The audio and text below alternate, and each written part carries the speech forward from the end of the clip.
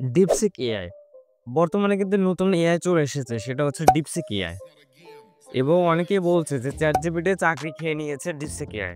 এবং বড় যে কোম্পানি রয়েছে তাদের মিলিয়ন মিলিয়ন ডলার কিন্তু লস হয়েছে ডিপসিক এআই আসার পর।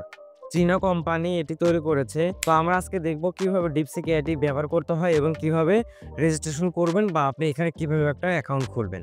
অনেকেই অ্যাকাউন্ট খুলতে পারছেন না, বিভিন্ন সমস্যায় পড়ছেন। তো এই সম্পূর্ণ ভিডিওটা আপনি যদি দেখেন তাহলে ডিপসিক এআই আপনি সহজেই রেজিস্ট্রেশন করতে পারবেন এবং সেটি ব্যবহার করতে পারবেন।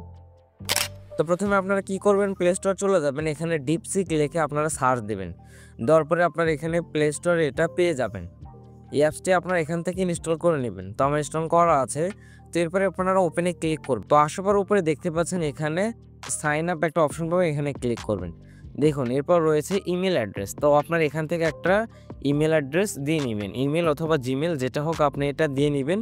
এরপর স্ট্রং পাসওয়ার্ড দিবেন। দেখুন এখানে আপনার 8 ডিজিটের স্ট্রং পাসওয়ার্ড দিবেন। তো এখানে আপনারা দেখতে পাচ্ছেন যে এখানে বলছে সবচেয়ে ছোট গ্রিন কিউটা কোনটা।